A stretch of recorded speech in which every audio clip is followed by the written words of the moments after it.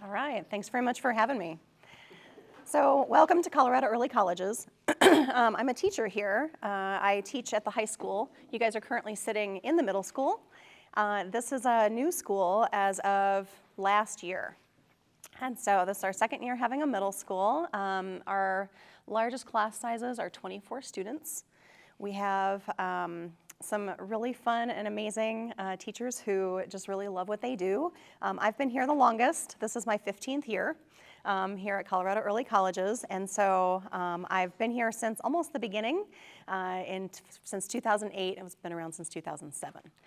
We have this beautiful courtyard right out front, and across the courtyard is the high school. Same kind of concept, 24 students to a class. And what we do is we say, hey, where are you at? Take the AccuPlacer, and then you can start college as soon as you are ready in order to do that. Take dual credit for free, and then hopefully earn at least your associate's degree by the time you graduate. So it's a pleasure to be a teacher at Colorado Early Colleges. I use this book in my class, and I wrote it about, I wrote it in 2017. Took me a long time. But I wrote it because not everybody has a class like this for what I teach. And so I always hear from parents, I wish I had a class like that when I was growing up. Me too. And so that's why I wrote the book. I made it so that it's not super expensive. I just want people to have access to the curriculum. So I'm glad you guys are here with me today. I'm going to walk you through basically like part 2 of the book and my semester, I suppose. So we're going to look at what it is that you want to do, make a plan in order to get there. And then today you guys are going to go out and explore UCCS. I'm really excited about that because there's some tools within the book to analyze a college campus. So, what to look for, what kinds of questions to ask, instead of just kind of going, oh, okay, this is great. What am I looking for? And just see what's right for your personal education choices. So what we're going to do is we're going to go through just a little bit of introduction. We're going to play Kahoot. Okay, are you familiar with Kahoot? Yeah?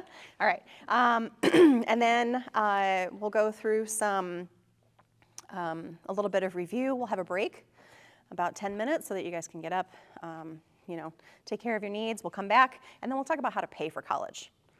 So it's pretty important stuff. All right, so I don't want you to zone out on me. I think that breaks are really important for the brain. All right. How many of you know somebody who hates their job? Anybody know anybody like that? Me too. All right, I know lots of people who hate their job. You work over 90,000 hours of your life, and if you're miserable, okay, then you're miserable. So we want to like what we do and like what we spend our 90,000 hours doing. So what I want to do is I want to ask you to do a little bit of research when you go home with this book and think about all of these things that go into it, all right? But we want to like those 90,000 hours, and we want to prepare ourselves to make a confident choice. So these are our steps, all right, the next step after high school. So we're going to determine what it is that you want to do, look into different career options. Everybody has a different pathway. We're going to choose a pathway, understand what it takes to get to the end goal, look at all of the things that are important to you, do some more research, gather some data, go out and visit, make a plan to pay for it, and then stay on track and prepare. So that's our goal. Let's start with a video. This is flipping the college paradigm. Has anybody ever seen this video before? It's really popular. No? Fantastic. I'm so excited to give it to you today.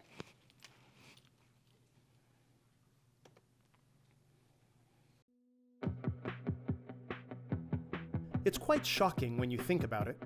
Ask any adult to describe how they approached 3 significant life choices: their major, their college, and their career. Ask them to recall, in order, which they chose first, second, and third. They'll probably tell you that the first thing they chose was the college they wanted to attend. Perhaps they picked a parent's alma mater, or one based upon location. And after choosing a college, most settled on their major, but usually not right away. And that choice is too often driven by current interests or the persuasion from a friend to declare the same major. Finally, somewhere near or even after graduation, they then picked their career. They embarked onto the job market expecting to get hired given their education. But in today's economy, that is a rude awakening for students and parents alike. 33% of college graduates are still underemployed well into their 30s. Most graduating high school students today make these choices in the same order. But when we ask self-aware, mature adults what the selection order should be, they respond without hesitation.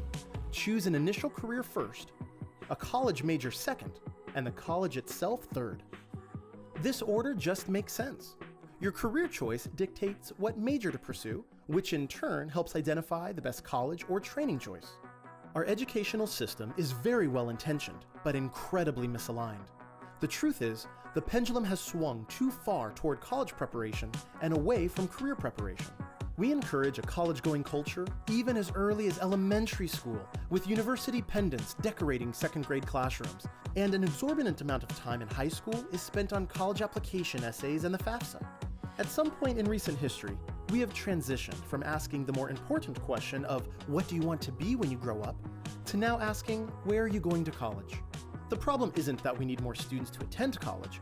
The problem is most are not finishing. Enrollments in colleges and universities have reached an all-time high, but over 45% of students who enter are not completing their degree. Often, this is because they are juggling too much. They discover they picked the wrong major or attended the wrong institution, or they don't see the connection between their classes and the job market.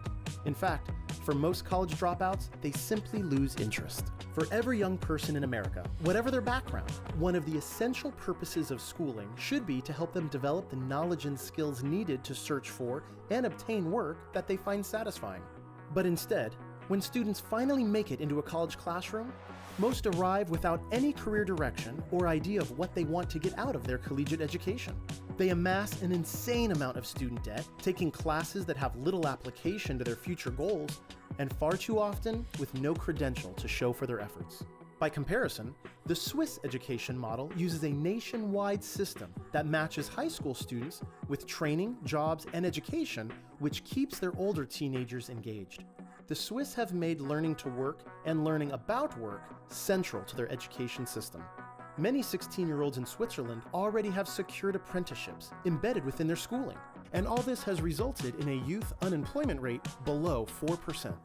In fact, education works differently throughout the rest of the developed world. At the end of the day, about 40% of Americans earn a college degree, similar to other countries.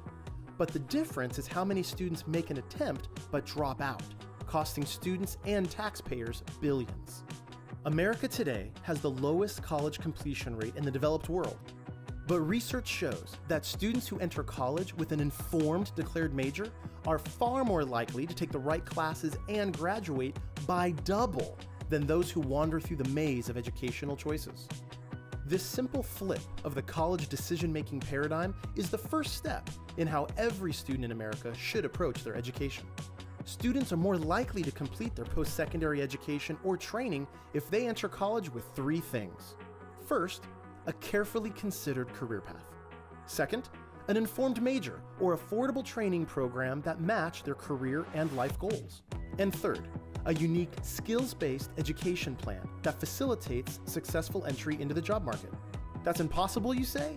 It's not, as over 150 high schools across the country are discovering as they help their students get focused in the 9th grade and then stay focused in the 10th, 11th, and 12th grade.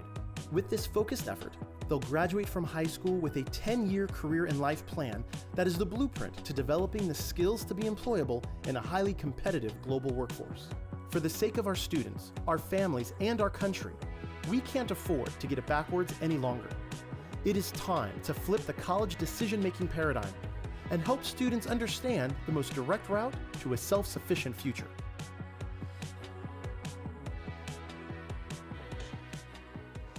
All right. Who agrees with this? Fantastic. Me too.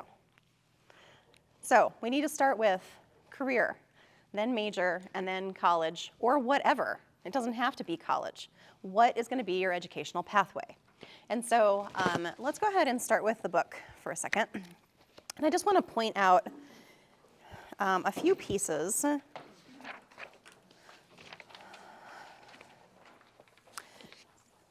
Turn to page 9.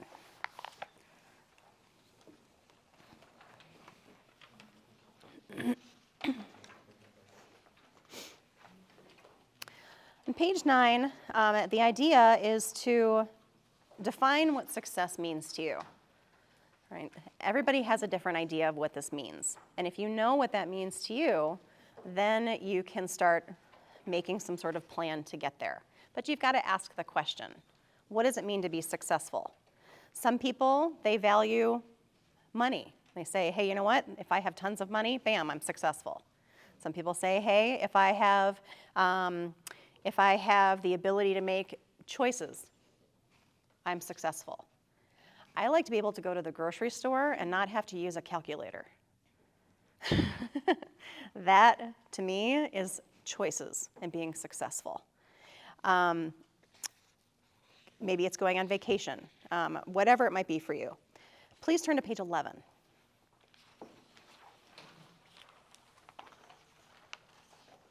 On page 11, there are some career values. And I think that this is the most vital question to ask. And this is really what fuels your success.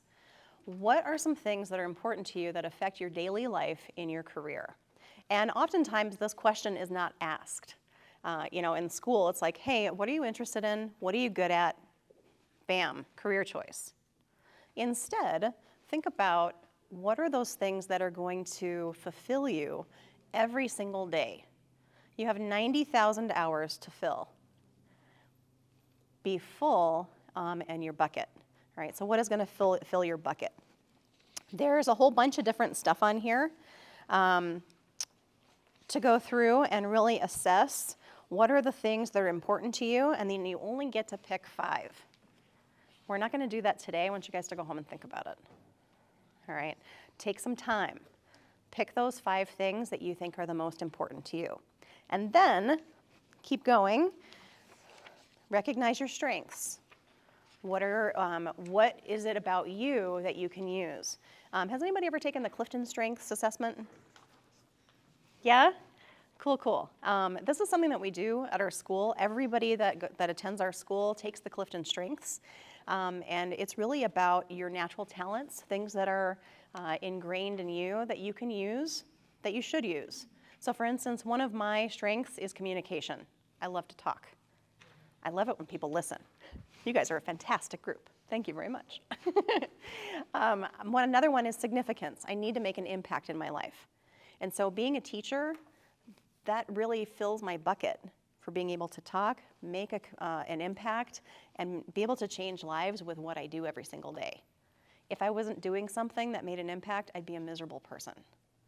So think about what are those things that you need to be fulfilled. So your personality has a lot to do with that. Has anybody taken the Myers-Briggs test? Fantastic, all right. Lots of people have. Cool. So that's in here too. I'm gonna keep on flipping through. Page 21 is the money factor, which is all about how to budget. I believe that it doesn't matter how much money you make. You can budget with whatever you have as long as you have a plan. Okay, so those are just some practical things here. We're not going to do that today because I could spend an entire month with you guys on the personal finance section. I also teach financial literacy at the high school, and it's one of my favorite things to do. I love empowering people with investing and things like that. Okay, so we're going to start on page 42. Turn to page 42. This is also part of your homework. To start with flipping the college paradigm, you've got to have some ideas, not only those the basis of your values, your strengths, but exploration, right? Keep an open mind and look and see what there is to offer. There's a ton of resources in this book. My next move is something that I use with my students. And I just want to have you guys be aware of what this is. It's sponsored by the Bureau of Labor and Statistics. but it's very user-friendly. And so in this, what you're going to do is you're going to go to this purple one right here, sometime when you have some time, and just click Start. And what it'll do is ask you a lot of questions about, would you feel fulfilled doing this or that or whatever. And then it'll give you some ideas of some different careers that maybe you should look into. You can click on them and then do some more digging. If you have a career that's already something that you have in mind, you can just type it in right here, and then it'll give you the same kind of information. This one you can browse by career cluster. So maybe you say, you know what, I know that I might be interested in something with healthcare, right? You can look at all the different ideas in there. And just to give you an idea what this looks like. Hello. Let's look at lawyer.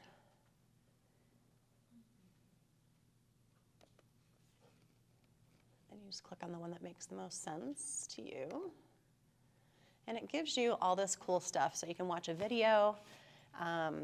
This is all free. You don't need to even make an account or anything in order to access this. You can look at the job outlook, the education path, and much more.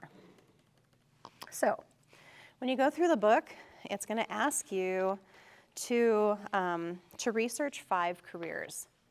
The average person goes through 5 careers in their lifetime as of late. Now it's more like 10. So keep in mind that things may change on this road, right? I think I've been through 4 already. What's next? I don't know. I always tell my students that I'll be doing this as long as I'm still smiling. If I'm not smiling anymore, then I gotta go. I don't want to be one of those old crabby teachers or kids, right? I like what I do, and if I'm not smiling about it, then I'm gonna go do something else. So consider that too. But anyway, so the average person goes through 5 careers in their lifetime. Research them, and you're gonna analyze them on a scale of meh to amazing. For each thing, I'll warn you, it's a little bit tedious, it's a lot of work, but it's worth it. It'll give you a numerical analysis so that you can do a final analysis at the end on page 67. The next step is to job shadow. Job shadowing is one of the most important things that you can do in your life. Why? Because you can ask somebody advice, somebody who's been there and done that. My brother went through, I have 2 older brothers, so I'll talk about them a lot. He went through training to be for HVAC, it's like heating and air conditioning, right? And he studied in Arizona. Now, he went to go do the job, do like some of this practical experience, and he realized that he had a tremendous fear of spiders. Now, I don't know if anybody who has ever been to Arizona, but that's where the big spiders live. Okay, so he's like, I can't do this. Oh my gosh. So he didn't really think about what he thought, well, this would be interesting, it'll make me some money, whatever. Didn't think about the little things. When you job shadow, you find out about all the little things, I hope. Do lots of them. But anyway, so if you keep on turning, page 68 gives you a script to set up a job shadow, either with somebody that you know or somebody that you find through the grapevine or find somewhere, Google them. But set it up, right? I'm really interested in, exploring this kind of career. Can I come and hang out with you for a couple of hours, ask you some questions? Most people love to talk about themselves. It's true. Usually they'll say yes. Some people are just incredibly busy. They may not be willing to do that. But ask some questions or some questions for you to choose from for what's important to you. Do lots of them. One person's opinion is different than another. I shadowed a middle school teacher. I thought I wanted to teach French. I minored in French because I thought it would be fun. I love to travel. All right, so I shadowed a middle school teacher, and she was so stressed out and unhappy that I was like, I'm never, ever going to teach middle school. That would be insane. Now, you do have to be a very special person to teach middle school. Okay, it just wasn't her thing. I think that she should have taught something else. If I had shadowed somebody else, maybe I would have taught middle school. So shadow lots of different people, get lots of perspectives, because you just never know. Okay. Lots of happy middle school teachers. Alrighty, what we're going to focus on today is the education plan, page 71.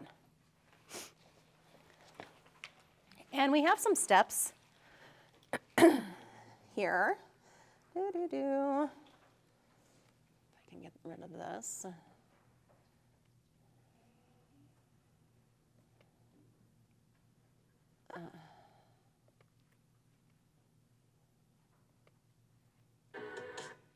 All right, so we have some steps. The first thing is to determine a major. So what is a major? Any ideas? What you got? The main thing that you want to study. Fabulous. Something I want to point out is it doesn't have to be for college, right? A major is just what you want to study, what you want to learn, your focus. So what is that focus? I hope you get that from your career research. So there's lots of different things you can do with that.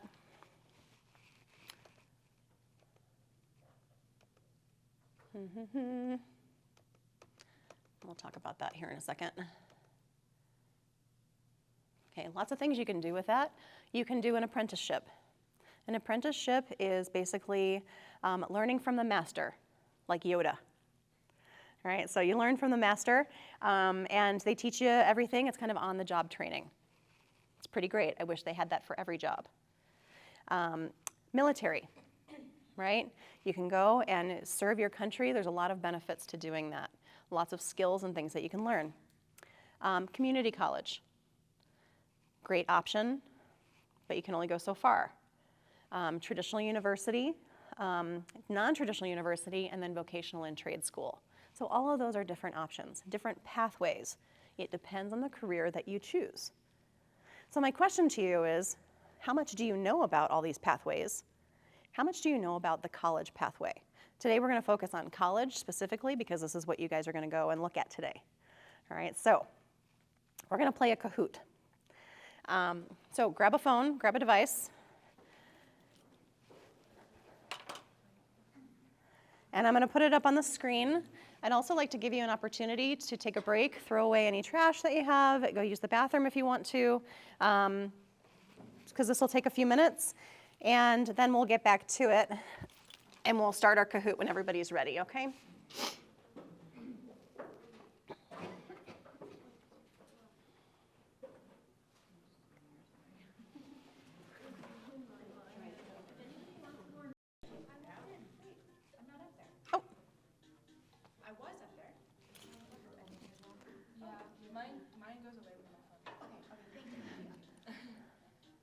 Refresh, refresh.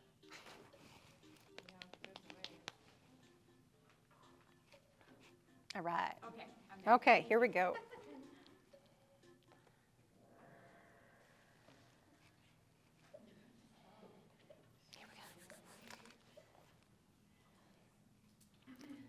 How many credits are required for an associate's degree?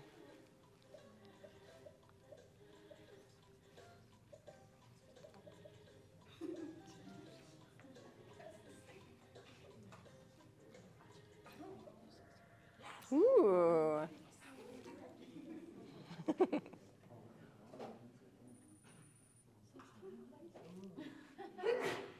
Bless you. All right, so how many credits are required for bachelor's then?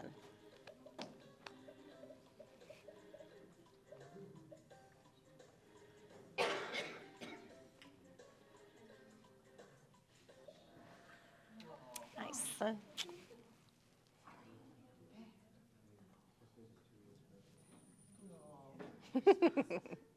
Gotta be fast. How many for a master's?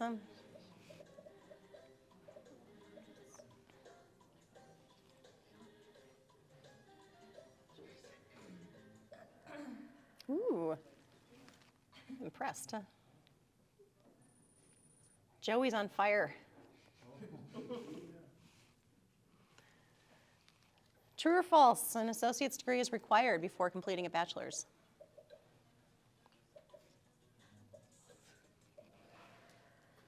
False. You do not have to have an associate's degree to go for a bachelor's, but it might be a good idea.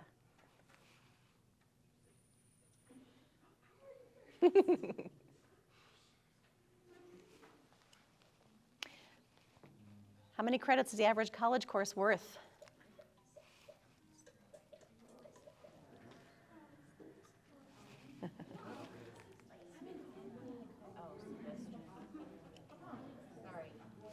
Read the question. Just one class, one class. Maybe that changed the game a little bit. Bragging rights. True or false, a PhD is a medical doctor? All right, good job. I always make the joke, we have an English teacher, his name is Dr. Morris, and I said, don't let him operate on you. He is a PhD.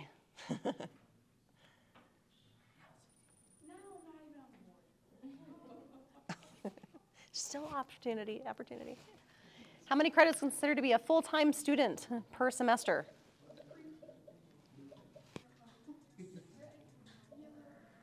Wow.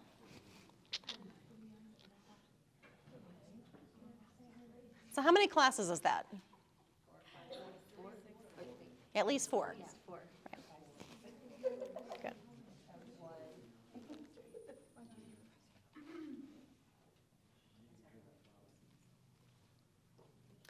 Which career needs a first professional degree?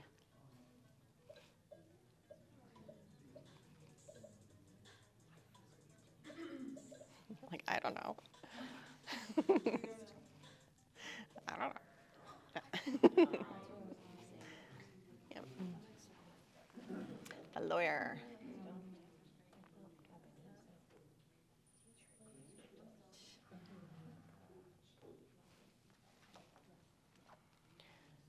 All right, let's talk about types of schools. Where should a firefighter go?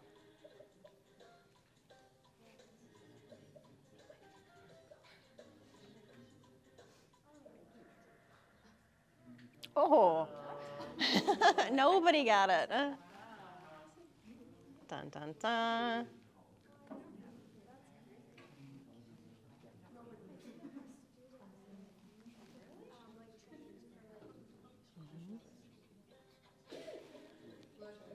How about a cosmetologist? A cosmetologist is somebody who does hair, nails, makeup.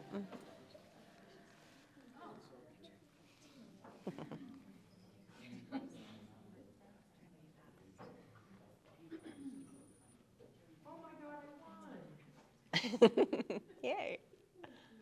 Joey's coming back up. Which type of school should an aspiring artist go to?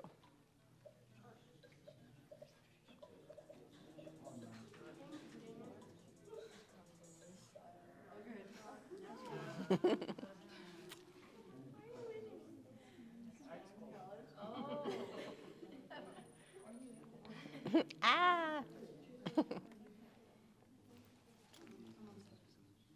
How about an aspiring teacher?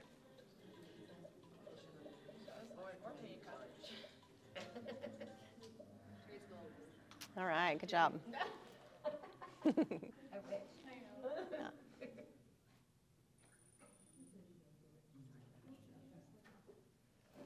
True or false? A bachelor's can be earned at a community college.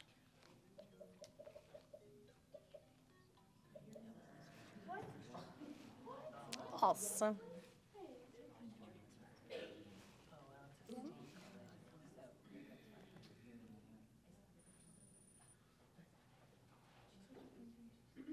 So I heard some murmurs about Pikes Peak, right?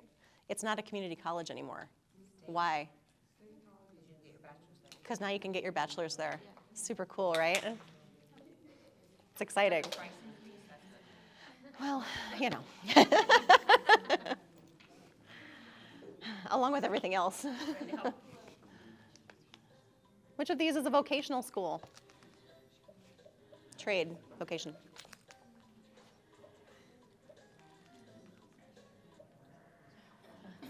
Good job.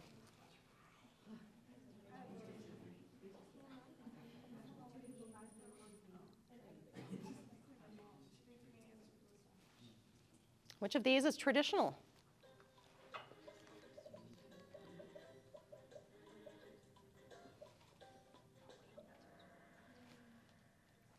Nice job. Now the question is who got it fastest? Huh? Ooh. All right, one more. Which of these is a non-traditional university?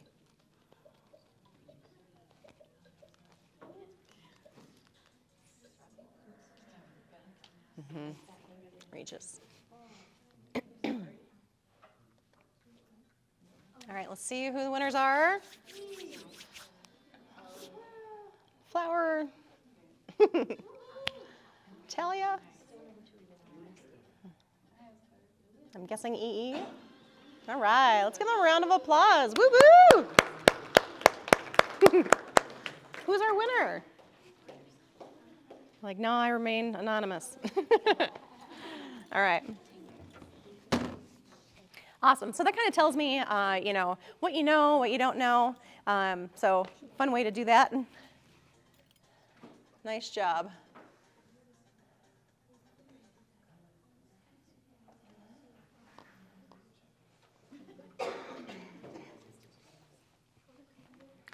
All right.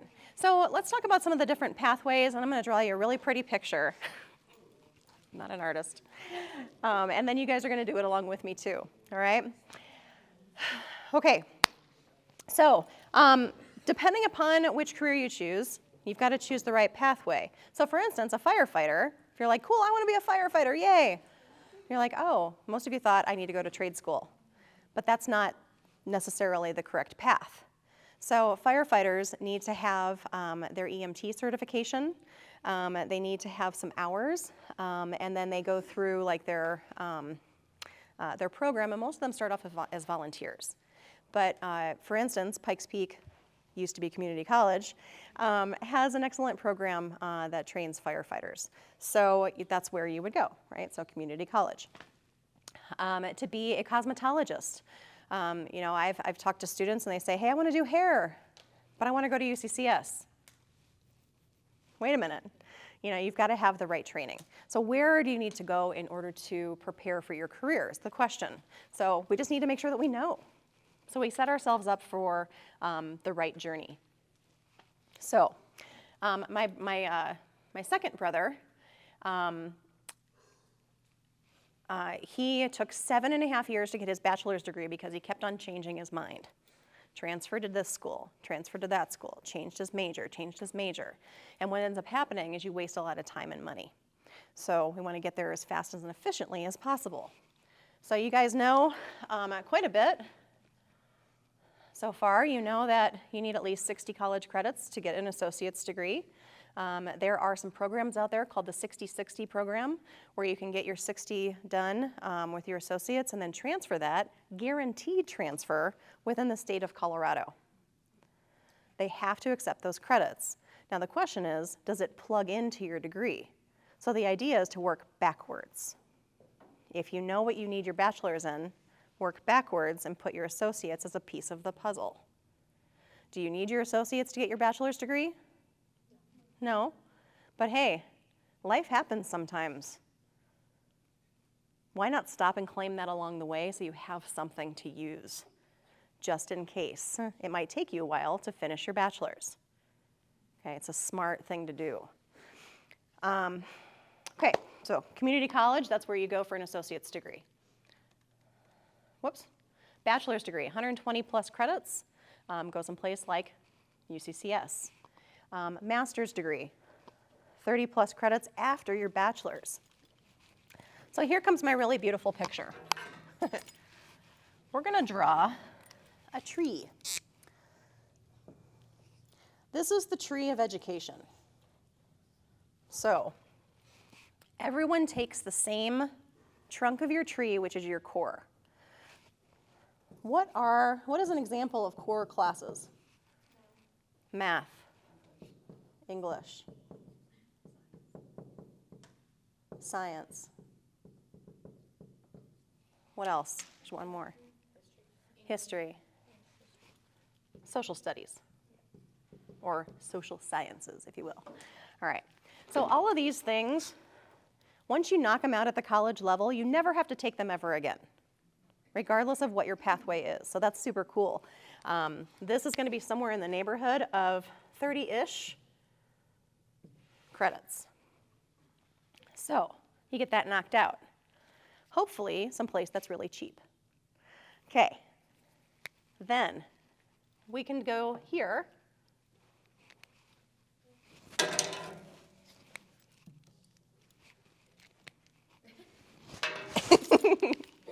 We can go here and we can decide that we want to take a branch. And you can have as many branches on your tree as you want. This first branch might be an associate's degree. So how many credits do we need? 60, right? So how many more credits do I need after I accomplish all of this? 30. So we have 30-ish credits, depending upon the degree plan. Now the question is, what are we going to focus on? How many of you are English people more than math people? Okay, how many of you are math people more than English people? Okay, so you know which one you like better. Some of you are academic and ambidextrous. You're like, I like both. Great. I like English more than math. I don't math. All right. Associate of Arts is taking more of these kinds of classes, more English classes, more social science classes in your degree plan. If you're going to do the science part, you're going to have more science classes, more math classes. So you decide. And usually it makes more sense depending upon what your career is. So which one are you going to get, an AA or an AS? I don't know. Here, it would be wise to choose a major. Why? So that you can have something you can do with it, some sort of skill. So say we choose criminal justice, just for fun. So maybe I get an AA in criminal justice. Cool. Now, in the city of Colorado Springs, I have enough credits to go out and become a police officer. Awesome. I went to 2 years of school. Now, maybe I want to be promoted to detective. I need to get the next level. What's the next level? Bachelor's. Can I get that at the same school? No? Depends on where you get it.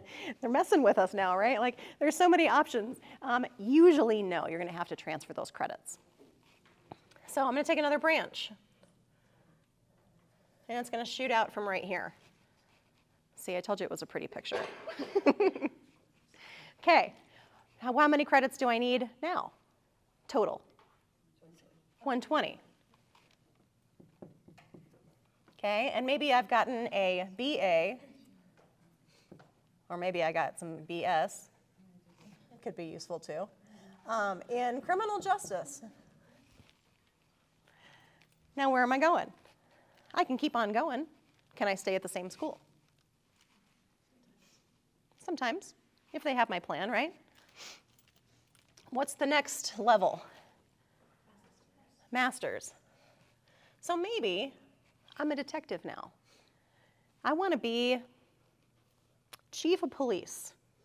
Chief of police needs to have a master's, right, in like business or something, right? So maybe get an MBA. I'm going to keep on going. How many credits do I need total? 150. I always put a little plus here, by the way, because it depends on the program. My bachelor's degree was 128. Some are more, some are less. Sometimes you have more because you took classes for nothing or just for fun. All right. This is my, maybe an MBA, Master's of Business Administration. Now maybe, you know what? I'm chief of police, but now I want to be Dr. Chief of Police. I just want people to call me doctor. What do I need? A PhD. I'm not going to be an MD, right? Because chief of police is not a medical doctor. I'm going to get a PhD. Okay. So this could be a traditional route. Does it get harder? Maybe. Here's something to consider. The associate's level is at 100 and 200 level classes. What this means is they're very broad. Once you get into bachelor's, they're at the 300 and 400 level, and they get to be more specific.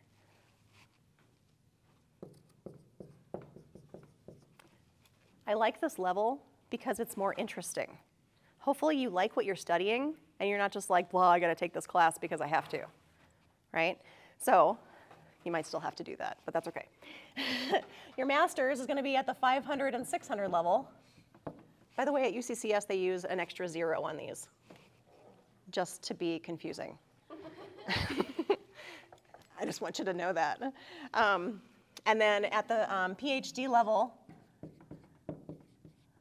okay, they just start to get even more and more specific. You're gonna study something in a lot of depth, in lots of detail, and you're gonna write a really big fat paper called a dissertation. And now you're gonna be Dr. Chief of Police. Great, good job. Now maybe you say, you know what? Maybe I don't wanna do this. I've got another idea. Maybe from here, I'm gonna go and have an apprenticeship. Maybe I'm gonna join the military. Maybe I'm gonna go to vocational school. So you have some of those options. Now maybe from here, you decide you want to double major. You can do that at any of these levels. So maybe you say, you know what? I really like theater. I love theater, but I want to have something else as well. I'm going to have both. Now, I don't have to take any of this all over again. I can have an Associate of Arts in theater. How many more credits do I need to have a completely different degree? 30. That's it. Because I already did this, 30 plus 30. There's a lot of students that go to my school that do this. And they end up with all kinds of degrees by the time they graduate from high school. Why? Because they can. Lots of options. Now maybe you say, you know what? I'm gonna do this at my bachelor's degree level as well. And you wanna get a bachelor's in, I don't know, bachelor's of science and math. Okay, and you can keep doing that. So depending upon your pathway, there's lots of different choices. For this one, you would only need 60 more credits because you've already knocked this out as well. Oh, I'm sorry, wait a minute. You've knocked out some of this here as well. For a major, you need around 40 plus credits. Whoops. Credits, my brain is not going as fast as my hand. Okay, for a minor, you need around 24 plus credits. And all it means is you're taking more classes in one subject or another. All right. Cool, isn't it beautiful? So this could be your life. You pick whatever branches you want, right? But the idea is to knock this out. Okay, all right. I encourage you to knock this out at a community college because the classes are smaller and you're gonna have a lot less people in your classes and you're gonna pay less money, right? So that's good. Okie dokie. Let's keep on going.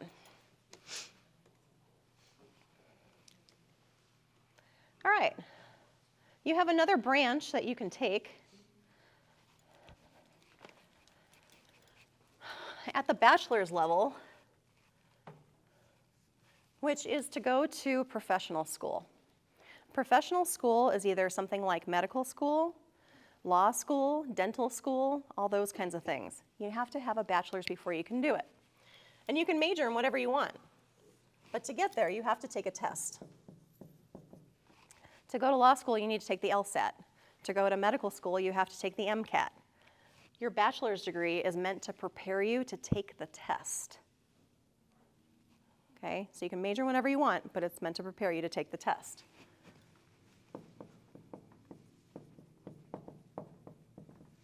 I like to think of this as like a high-level trade school. You're going to learn something very specific at your professional school. And here's all the different things that you can do.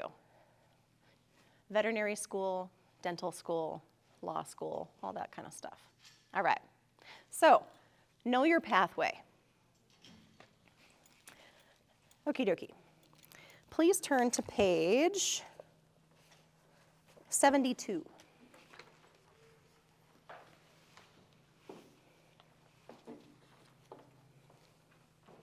On page 72, it asks you, what are you going to major in? So you're going to figure that out by doing your research. And keep in mind that you can double major, right? So you can double major, you could major and a minor, lots and lots of options. Just put it all in your bag so that you can take out whatever you need. Okay, all right. The next question on page 73 is, what is the minimum level of education? Do you need a certification from a vocational or a trade school?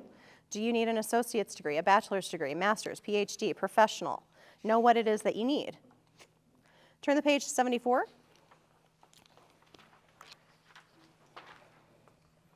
Based on that, then you're going to know which type of school to choose, because you can't get every one of these kinds of degrees at every type of school. So you got to choose the right school or pathway for you. Okay, next. What is going to make you successful at any of those places that you choose? I'd like for you to brainstorm with the person next to you. What are some things that you would look for when you're choosing your school? For instance, the number one thing that people tend to look at is cost of tuition. So you're going to identify your college values. What are some things that you would look at? For instance, when you guys go to UCCS today, what are some things that you're going to look for? So take a few minutes, brainstorm with your person next to you, and then we'll do some more work together. When you're done, I'd like for you to come write an idea on the board.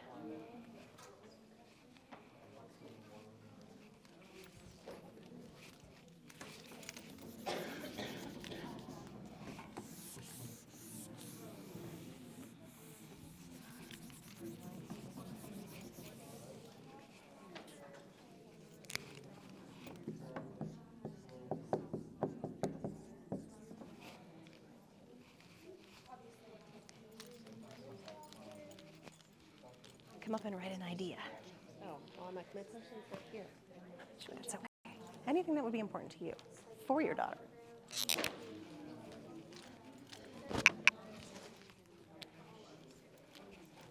You're next. Thank you. You're welcome. Come and write something.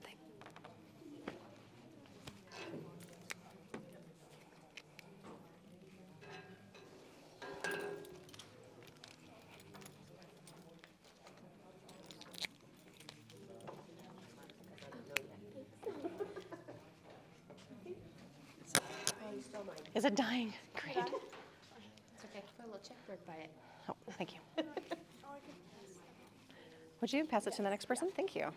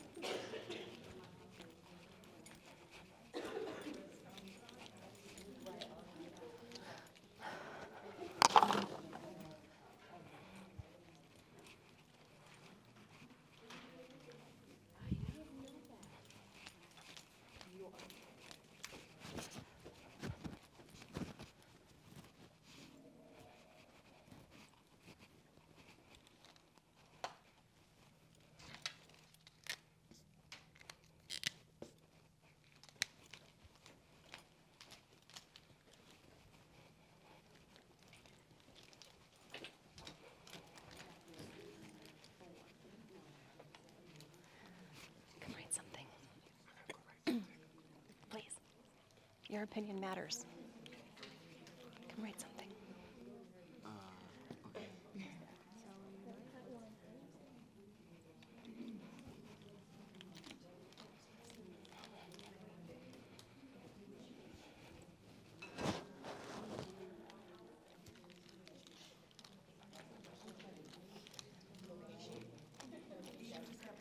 Come write something. Come write something.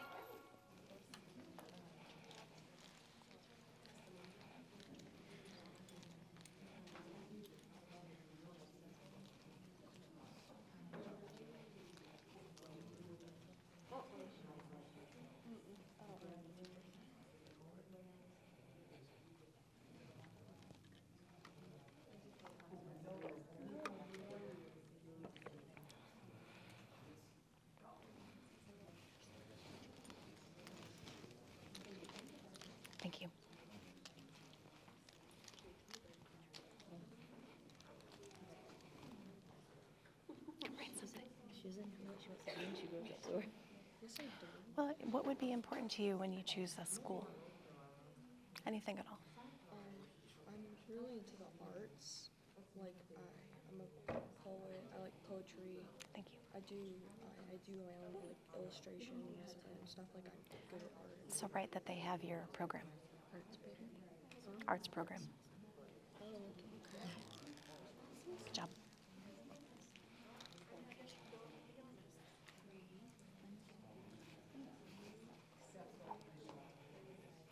Did you come up yet? You did. Okay, fantastic. Oh, I forgot. Have you come up yet? Good job. Thank you, sir. You want to come up and write something? I don't know who the people are. Okay. Right.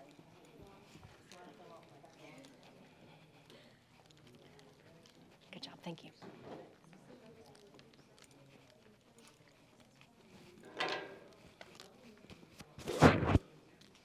All right, let's talk about some of the things that are up there.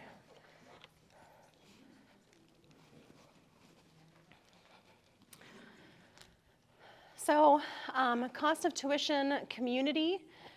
Does this mean the community on campus, off campus? Both? Both, good. Study abroad program, super cool. So you can go to most universities and take credits in a different country, right, and earn credit towards your degree. So if you're interested in travel, this is a great way to do it. So I love that you wrote that up there. Class size, is it humongous? I think you'll be pleasantly surprised when you go to UCCS today if you haven't seen it before. It's not necessarily like the traditional giant classroom like you see in the movies, right? So most of them are actually really small classes. So compare reality to what you had, you know, kind of anticipating. The campus, what is the campus like? Is it humongous? CU Boulder is one of my favorite campuses because it's so pretty, but it's like its own city.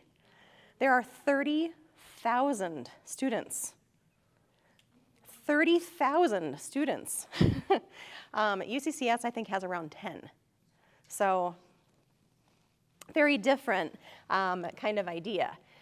Longevity, what does this mean? Does it mean to go all the way, like to be able to do the whole thing? Awesome, cool. As far as you can before you got to transfer. So transferring can be really tricky. Something that I encourage you to do when you're transferring is, let's look at another page in the book. Page 81. On page 81, you have a little activity to go and look at your furthest point. All right, so when you think about, you know, I want to get to here, or I want to get to here, or maybe I want to get to here. That's maybe a little too far to look at, but your bachelor's degree at least. Look at the degree plan and all the classes that are listed on it so that you can take everything that goes into the piece of the puzzle. Talk with an advisor at your school. What you got? What is the best way to make the most out of the appointments you have with your high school counselor, especially maybe if they lack knowledge of what you're interested in, but you know, if you're not exactly to this point yet because you're like an incoming freshman or incoming sophomore, is there anything in this book that is like how to make the most of that particular experience so that then you can grow and prosper and use this book in addition to that? Great question. So everyone's in a different place, right? And so some people as an incoming freshman, they're like, I know exactly what I want to do for my whole life. Right. And others are like, I have no idea, you know? And so here's what I would say is meet with your advisor no less than once a year, right? So talk to your counselor, talk to them about your goals because they might change. They will change. All right, so what I would say for now is to focus on this. Okay, something else to consider is to focus on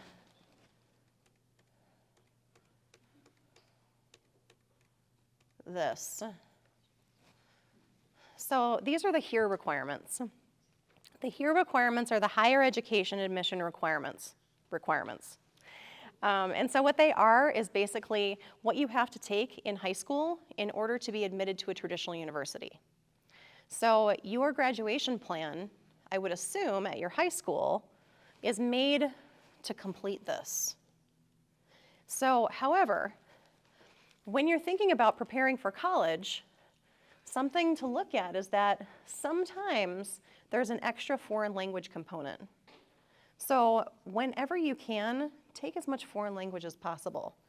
I highly encourage you to take Spanish because it's useful.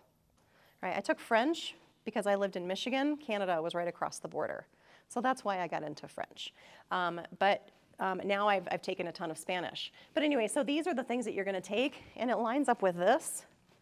If you can take it at the college level instead of the high school level and take it for dual credit for free, you're knocking out both at the same time. And there's lots of schools that do that, not just this one.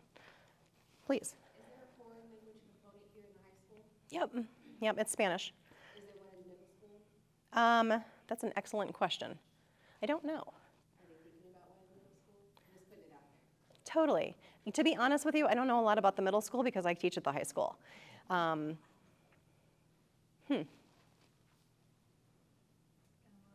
don't know, but what we're talking about is the high school level.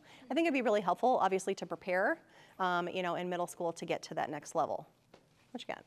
Sign language, is it considered foreign language? It is. Yep. So when we talk about 1 unit here, 1 unit is 1 full year of high school or 1 semester of college. Right? So there's a lot of schools out there that ask for 2 foreign language components. Why? Because they want to see you take 2 entire years of a language. Otherwise, it's really not that useful. If that makes sense. Cool. So these are the HERE requirements. So when we talk about college admission, we need to look at what is it going to do to prepare you to get to this, and then apply. So we're going to do some research so that you know what those admission requirements are. I don't want to ignore the rest of your list, though. Hang on just a second. I got on a tangent. Climate of the place. This is why you're going to visit. See the location. See the classes. If they don't have your program, don't go there. Right? Sometimes your best friend, though, can be really, really persuasive. They're like, come with me.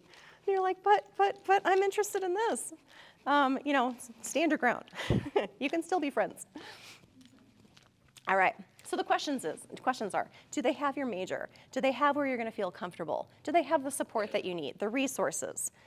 So let me come back to this page so I can finish what we're doing here. Page 75 and page 76.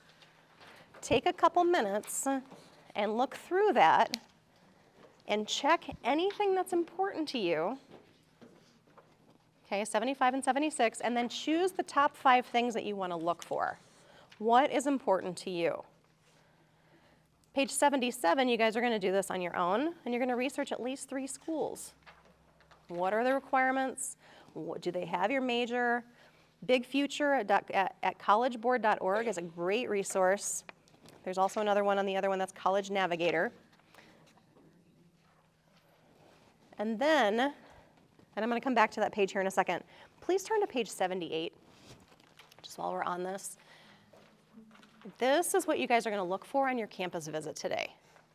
So, do they have your major? UCCS has a ton of programs, but do they have cosmetology? No. Right? Do they have heating and air conditioning? Mechanics, interior design? No. Right? So make sure that you know what you're looking for. What type of school is it? Traditional, right? So what is the cost? I'm going to give you guys a couple minutes to go through this and circle the things from page 77, page 75, 76, 75 and 76, and then go through and look at things that you're looking for on your visit today. I'm going to give you about 10 minutes in order to go through those things and also take a break. Alrighty, and then we'll come back and we'll talk about admission requirements and how to pay for it. Take some time together right now and go through those pages. Please flag me down if you have questions. Absolutely. So let's turn to page 75. And the very first one on there, accreditation. So when we talk about transferability of credits, this can be really vital to the validity of the classes that you're taking and its ability to transfer. And so when we think about accreditation, it's a governing body that makes sure that schools are doing what they're supposed to be doing. All right, so first of all, you want to make sure that a school has an accreditation.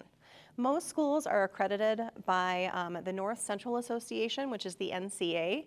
If they are a state school, right, they're funded by the state in any way. So a university that is like state of Colorado, community college, things like that, you know you're pretty much safe, right? Because they are funded by the government, you know that they have to be accredited in order to do that.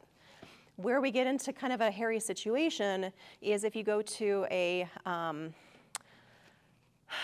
vocational school that offers credits for a degree instead of a certification.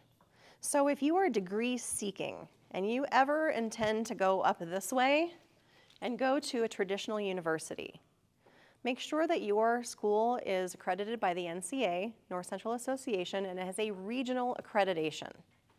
A regional accreditation.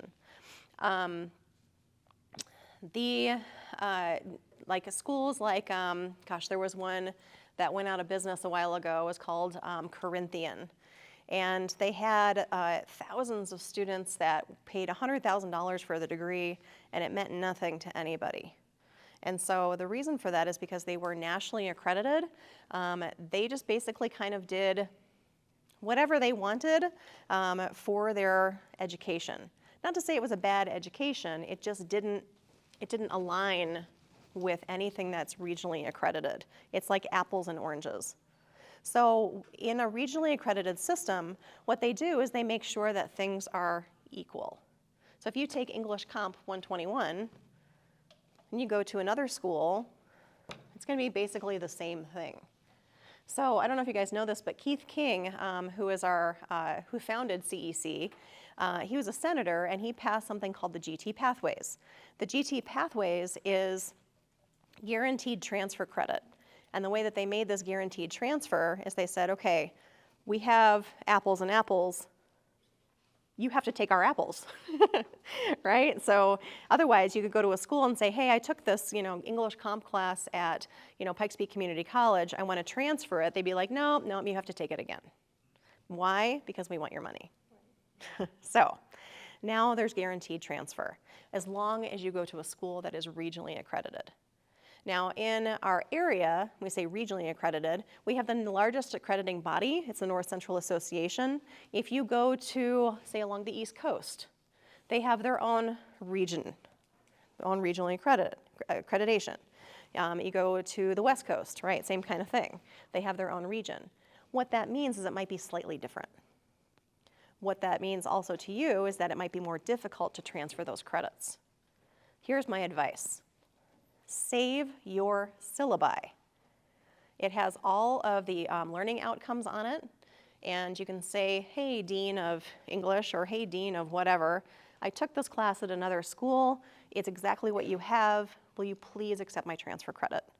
Never just accept no for an answer. Okay? Did I answer your question, I hope? That was kind of long. Cool. You're welcome. All right, so accreditation, admission criteria. Are you willing to go through what it takes to get there? Now, there's a couple of different kinds of admission. If you're going to a vocational school, military, or an apprenticeship, these things have open admission. They might make you take an aptitude test. For instance, in the military, you have to take the ASVAB. If you go into a vocational school, they might make you take some sort of aptitude test for whatever it is that they're doing, right? But open admission, what that means is you have to graduate from graduate from high school to go to their program. If you take this route and you go to a traditional university, they have something called no set standards. No set standards means that they can make up whatever they want. So it's important to do your research and know what it is. Do you have to have a certain GPA? If you're like, all right, great, I'm going to go to Princeton or Harvard or something, some crazy school that has these huge admission requirements, you have to prepare for them. You can't just get to your junior or senior year and be like, I'm going.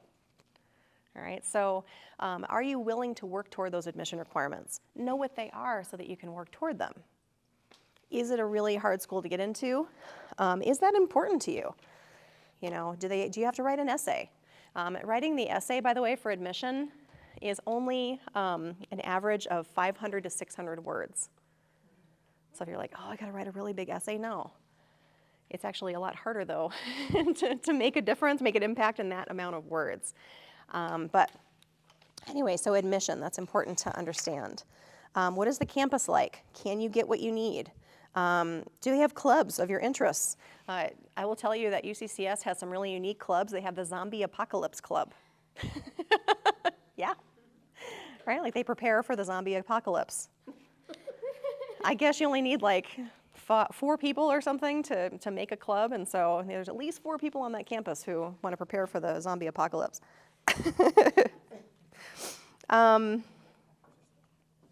Something else to consider is living situation. I know that in the Kahoot, there was the question about non-traditional university. What in the world is the difference between traditional and non-traditional? It's the social aspect. So do you need the social aspect of college? Do you want the college experience? This means living on campus.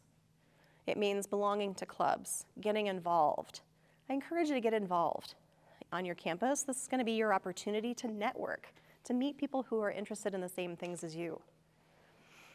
Non-traditional university is often for students who are interested in art. Why? Because it's technical, right? So you're going to learn all these technical skills. Don't necessarily care about, having a well-rounded education, if you think about it like that. Also, non-traditional universities are often geared toward adults. So adult learners who have, maybe they're continuing their degree or they are finishing up or whatever. Often those classes are offered at night, right? Because of that.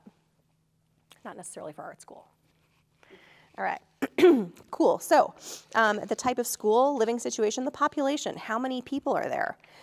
Do you have a religious affiliation that you must have? Reputation. What does this school mean on your resume? Do employers respect it? So for instance, just to use UCCS as an example, they are very well known for several programs. Engineering, business. They have some of the highest accreditations for those particular programs in the United States. So are they well known for that? If you're interested in veterinary medicine, Fort Collins, CSU Fort Collins is very well known for a lot of programs that have to do with animals and agriculture. Let's see. You guys just talked about study abroad, safety, scheduling convenience. Again, when are those classes offered? So what are those important things to you? What are you going to look for on your campus visit today? What are the admission requirements? If you turn to page 82, my projection decided not to work anymore, so we're just going to go with it. All right? So page 82 is all about researching those application requirements and when to apply. I want to tell you a secret, and I want you to write it in your book. For this, on top of page 82, please write in free application day. Are you aware of this? Free application day. This, and it used to just be one day. This year, it's October 18th through the 21st. So set a reminder in your phone for whenever your student is going to be a senior and be like, and it's going to be in October, it's always in October, that year, and look for that because it costs money to apply to college. Now, they don't do this to make money off of you. They do it to make sure that you're serious. Because you can use several different ways to apply to college. You can actually go to the, to the college website and fill out their applications or whatever, or you can use something called the Common App. The Common App is a free service where you can put up your college essay and you put up, put all of your SAT scores and all of that stuff, and then you click where you want to send it to. Now, personally, if there wasn't a fee, I'd be like, send it to all of them. Let's see where I can get in, just for fun. Maybe I want to go to school in Hawaii. Woohoo! Let's see if they let me come. Let me apply. It costs $50 every time you click. So don't get click happy. Be sure that you want to apply to that college. Yes, ma'am. 2 questions. Can you repeat the dates for pre-application? Yes, October 18th through the 21st for this year. And then my next question is that just for Colorado schools, or is this nationwide? That's a great question. I believe it's just for Colorado. I'm sorry. You're welcome. Okay, let's talk about in-state versus out-of-state real quick while we're on that topic. Boy, okay. Number one, I don't want to crush your dreams. Let me just say that outright. But out-of-state tuition is often double to triple in-state tuition. I'm very sorry. Now, I said I didn't want to crush your dreams, so here's a way around it. There's something called the woo, and it's witchy woo, and you go, woo, I don't have to pay out-of-state tuition. I'll write it up here for you. Write this in your book. I can't remember if I put it in there or not. Wait. It's the witchywoo.edu. And what it is the Western Undergraduate Exchange. So when you're researching and you see the woo rate, that's what that means. And basically it's an agreement between some colleges in the Western United States. I truly don't know if it exists in the Eastern United States because we're in the West. I don't know that they like us much because we're Western Undergraduate Exchange, right? So East Coast might be a little different. The Western Undergraduate Exchange, they've made a deal and they said, okay, we like you. We'll charge you tuition and a half instead of ×2 or ×3. So that's better, right? Please make sure it's worth it. If you're planning on going out of state, make sure it's worth it because it's a lot. The other thing that we're going to do is figure out a way to pay for this, right? So I'm going to help you there as well. All right. So to get in, you have to find out all the different things that they want.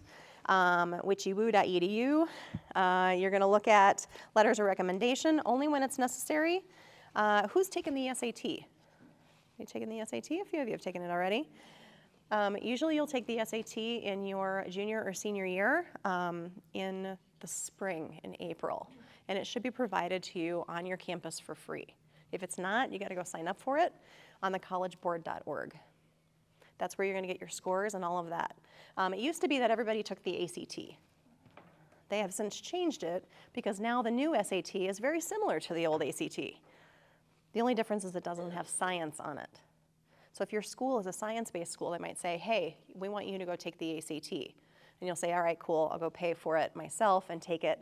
You're going to go to actstudent.org to set that up. All right, so actstudent.org. 85, page 85. Where do I apply to college? And by the way, all those websites are here on page 85, act.org. You can do actstudent.org, it doesn't matter, collegeboard.org. And then where to apply is that Common App. So I really like the Common App website. It's also a good resource to start researching colleges, and then you can save them on your account on Common App for free so that you can come back to them later and be like, okay, now I want to apply. Or now I want to, learn more, or whatever. So Common App. Oh, page 86. Let's talk about free money. Who likes free money? All right, I'm not giving you any, I'm sorry. All right, no. So on page 86 is a list of websites, Career One Stop, FastWeb, I encourage everybody in this room, if you are planning on going to college, to get a fast web account right now. It doesn't matter how old you are. Start looking for scholarships, make an account, and what it does is it goes out and it finds information for you, or finds scholarships for you based on who you are. Right, so you should apply for the scholarship, and then it points them out to you, because there's hundreds of thousands of scholarships. Many of them go unclaimed. Why? Which website is that? FastWeb. It's the one right in the middle, in bold under where it says check out these scholarship search engines. Students don't apply mostly because they have to write an essay. Like, oh, I gotta write an essay for that scholarship? I want you to think of all the free essays that you've written throughout your school career. If you would have got paid for all of those essays, imagine how much money you would have. You would have so much money. But when it comes time to actually get money for it, students are like, I don't want to do it. I don't get that. I just don't get it. Maybe do it now before you get to senior year or junior year and you're like, I don't want to write any more essays. If I have to write another essay, I'll die. Do it now. And you can. On Common App, they have a list of prompts. Most of them haven't changed in like 10 years. Go for it. Write a draft. Can't hurt you. Okay? Write that essay. Oftentimes, you can use the same essay for multiple scholarships because they have the same questions. So, little tip. All right. Automatic scholarships. This is my favorite. Something you don't even have to do, right? It's automatic. And what it's based on are your grades or your SAT scores. UCCS offers a $10,000 scholarship. If you score at least 11, I think it's 1150 or 1130, which is only slightly above average. The average SAT score is 1,000. Okay, $10,000 just for being slightly above average. What? Here's the caveat. There's always a catch, right? You have to apply by December 1st. That's it. Okay, so apply before December 1st. You get $10,000 as long as you have an SAT score that's pretty decent. Okay, when to apply to college? I want you to think about Thanksgiving break, right? Or of course, October 18th through the 21st, right? Because it's free, right? Apply before Thanksgiving. Get everything together and then you'll have more scholarships than anybody else. The end date usually to apply is March 1st. Why? That's the financial aid deadline for scholarships for many traditional universities. But around Thanksgiving, think about turkey time, writing some essays, applying to college. Okay, financial aid. So everyone is entitled to free money from the government if you qualify. Everyone has to apply anyway, regardless. So let's look at page 87. Page 87 is all about financial aid. You're going to go to fafsa.gov to apply. And keep in mind that the FAFSA stands for Free Application for Federal Student Aid. So it's federal money. It's coming back to you. It's free. If you ever go to a website and they say, pay this $50 application fee to fill out the FAFSA, you're at the wrong place. Okay, there's lots of people out there who want to make money off of you. Free money is always free. Scholarships, financial aid, it's free. So make sure you go to the right website. On that, there is a financial aid forecaster that you can use to type in some of your information. It's based on parents' income until students are the age of 24. Why? Everyone under the age of 24 is broke. Okay? And so if that weren't the case, then everybody would get financial aid and everybody would get like $1. So it's based on parents' income until you're 24 to make sure that, that it's fair. Okay. What you can get from financial aid are grants. Grants are free money from the government that you never have to pay back. You could get some financial-based scholarships from your college based on your financial aid need. Right? So every school has their own kind of pot of money that they are also willing to give out. You could get a work study. A work study is a job on campus. You're guaranteed to have a job, and that will help you pay for your tuition. So what you want to think about with financial aid is we want to think about the math. And this is the last thing I'm going to talk about with you guys today. So the cost of tuition for UCCS in-state is $10,000-ish, okay, per year. All right, per year. So that's $5,000 a semester. Sounds like a lot. Private schools can cost anywhere from, I don't know, $40,000 a year, $60,000 a year. We can start getting crazy. Out of state, remember, is double to triple. All right, so how are we going to pay for this? Let's say we get the automatic scholarship, and it's $10,000. They're not going to give you that for 1 year, though. They're going to split it up over the course of 4 years. All right, so it sounds really great, but it's still pretty great. That's $2,500, right, for the year. So what do we have? 8,500? 7,500. I told you guys I don't math. Okay, $7,500 left to go. We just keep on chipping away at it. What can you do to pay for this? Any ideas? Scholarships. Okay, how many are you going to apply for? As many as you can, all of them. Oh, I love that. That's ambitious. You go. Do you know what happens to the money that's left over after your tuition is paid from scholarship money? It goes into your bank account. And guess what you get to use it for? Books. Room and board, food, whatever you need it for. Okay, so apply, apply, apply. The excess is yours. So say you get $2,000 in scholarships. I hope you get more. $5,500 for the year. Okay? Now maybe you get some financial aid, some grants to pay for this. Fantastic. Maybe you don't. Now, something you need to know is you don't have to pay all your tuition for the year up front. Right? You have to pay for it per semester. So say I divide this by 2. 25, 26, 27, 50? Is that right? Ish? Okay. Now, can you come up with this at the beginning of every semester? Probably. Say you have a job making what?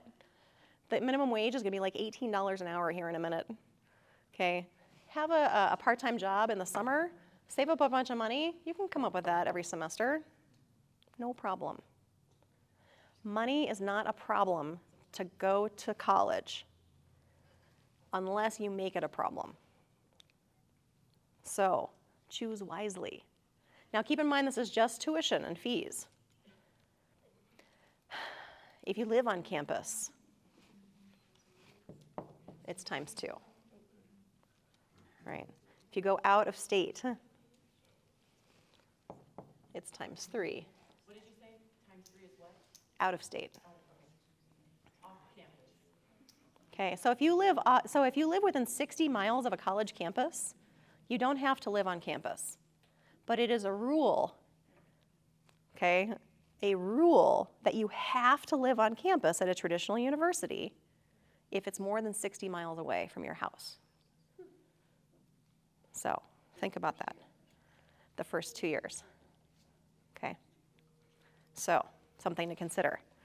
Alrighty, but this is affordable. So think about what it is that you want. Think about what it is that you need. Go out and explore. See what's out there. But the question is, do you know what you want, right? So I hope that this has been very helpful. I hope that you have some resources that you can use. And remember that you have homework.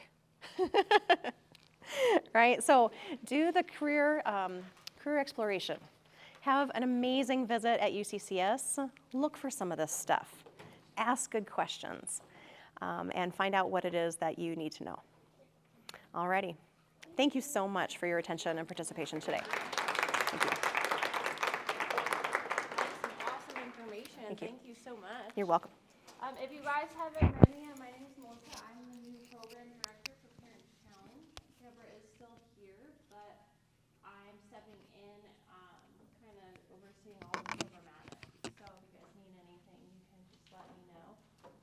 We are gonna head over to UCCS now. So